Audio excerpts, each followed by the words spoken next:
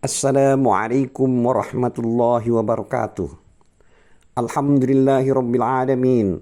Wassalatu wassalamu ala asrafil mursalin Sayyidina Muhammad wa ala alihi wa sahbihi ajma'in. Amma ba'du. Rabbi shrah li sadri wa yassir li amri wahlul 'uqdatam min lisani yafqahu qawli. Baiklah, kali ini kita akan membahas ayat 137 sampai dengan 140 surat An-Nisa. Adapun terjemahan dari ayat 137 sampai 140 dari surat An-Nisa adalah sebagai berikut. Artinya, sesungguhnya orang-orang yang beriman lalu kafir, kemudian beriman lagi, lalu kafir lagi, lalu bertambah kekafirannya, maka Allah tidak akan mengampuni mereka dan tidak pula menunjukkan kepada mereka jalan yang lurus. Kabarkanlah kepada orang-orang munafik bahwa mereka akan mendapat siksaan yang pedih,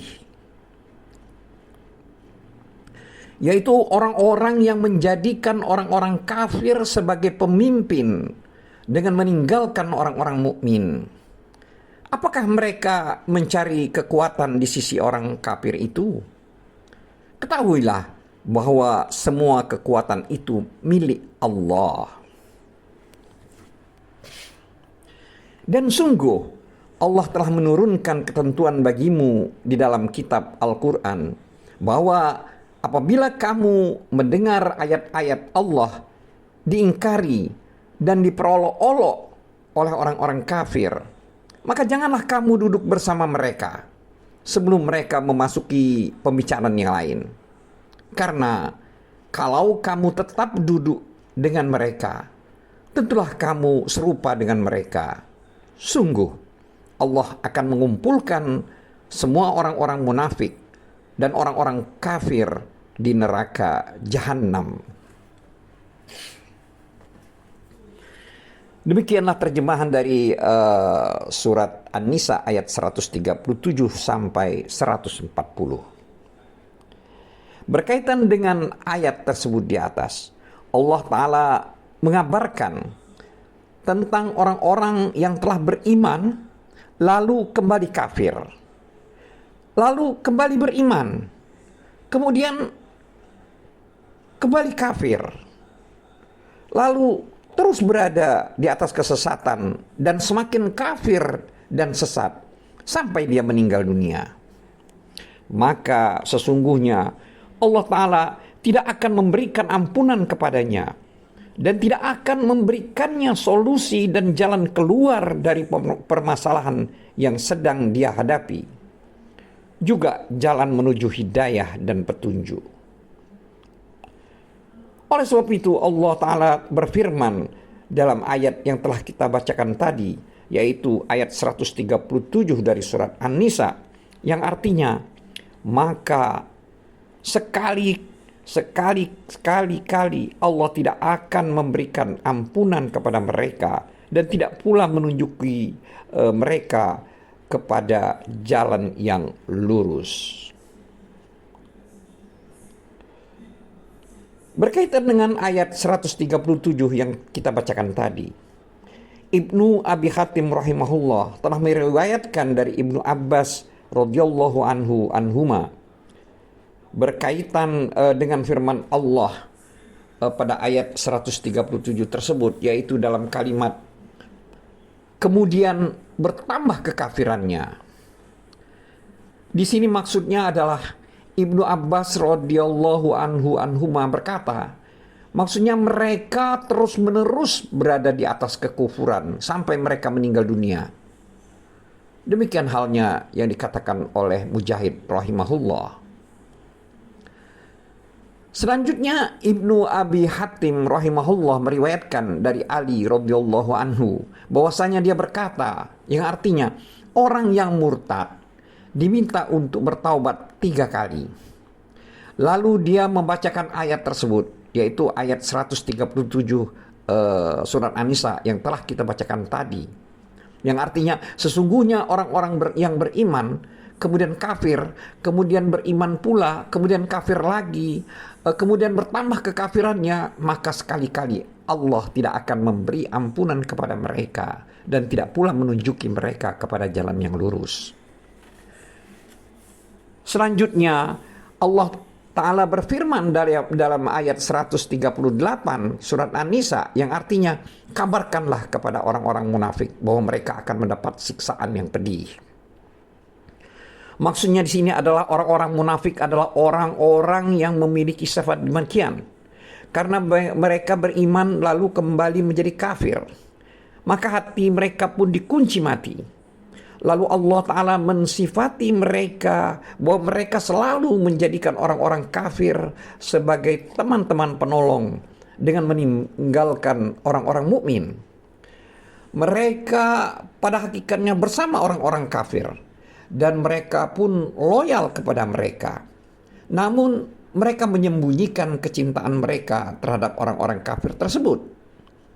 Mereka juga berkata kepada orang-orang kafir itu ketika mereka berada bersama mereka, sesungguhnya kami bersama kalian dan sesungguhnya kami hanya ingin memperolok-olok kaum mukmin dengan cara menampakkan persamaan kami dengan mereka.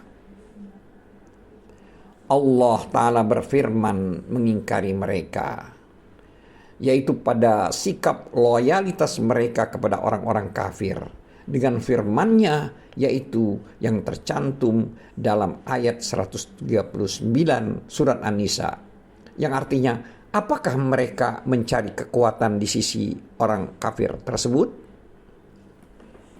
Selanjutnya Allah Ta'ala mengabarkan bahwa kekuatan dan kemuliaan seluruhnya hanyalah kepunyaan Allah Ta'ala semata dan tidak ada sekutu baginya.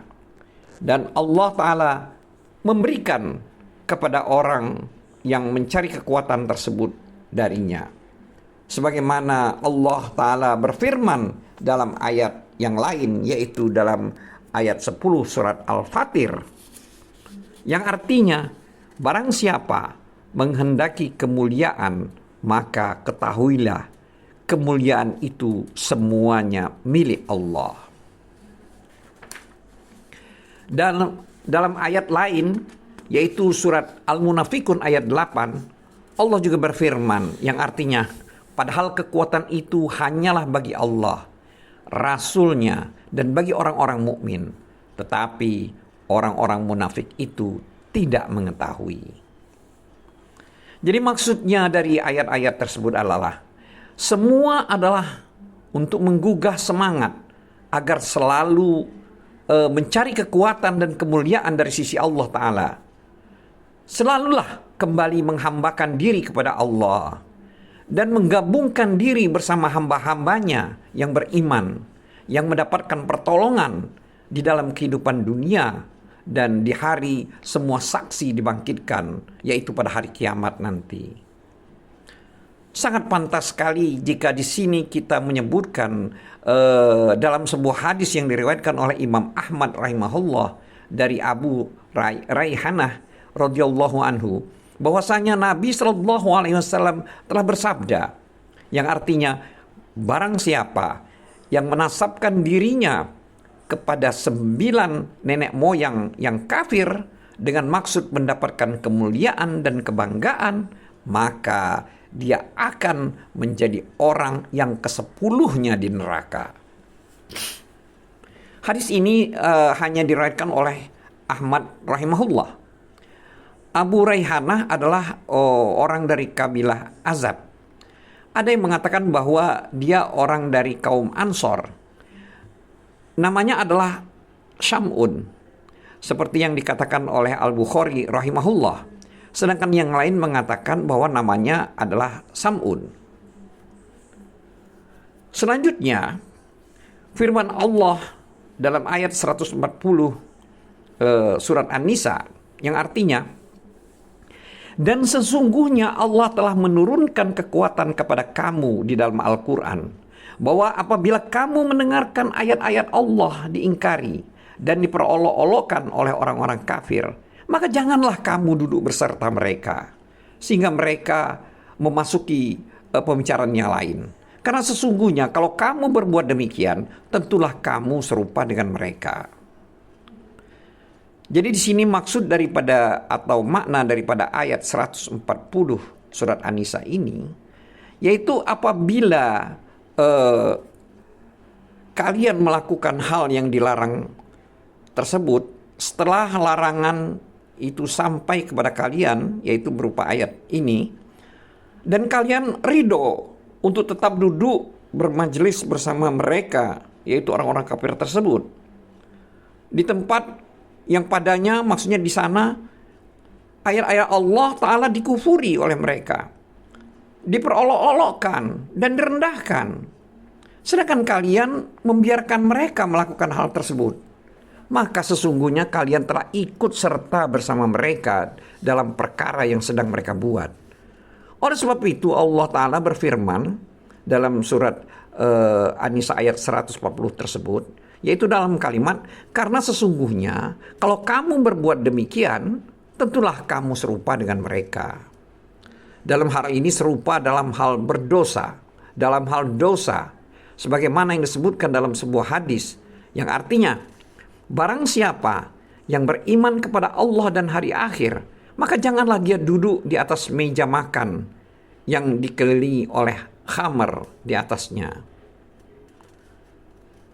Larangan mengenai hal tersebut yang ada di dalam ayat ini adalah cara menanggulanginya disebutkan dalam ayat lain, yaitu dalam ayat 68, yaitu surat Al-An'am, di mana Allah Ta'ala berfirman dalam ayat tersebut yang artinya, bila engkau Muhammad melihat orang-orang yang memperolok-olokkan ayat-ayat kami, maka tinggalkanlah mereka hingga mereka beralih ke pembicaraan lain.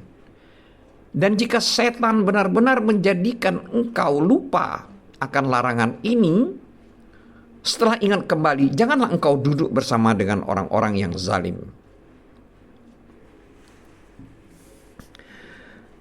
Adapun firman Allah pada surat An-Nisa ayat 140 di atas, yaitu terdapat kalimat, sesungguhnya Allah akan mengumpulkan semua orang-orang munafik dan orang-orang kafir di dalam jahanam. Maksudnya adalah sebagaimana mereka bersama-sama melakukan kekufuran, maka begitu juga Allah Ta'ala akan menyamakan mereka bersama dalam hal kekekalan di dalam neraka jahanam selama-lamanya. Dan Allah Ta'ala juga akan menggabungkan mereka di dalam negeri siksaan, hukuman, rantai-rantai pengikat, belenggu-belenggu kekang, dan minuman air yang mendidih, dan makanan berupa darah dan nanah. Wallahu a'lam bissawab. Wabillahi taufiq wal hidayah. Wassalamualaikum warahmatullahi wabarakatuh.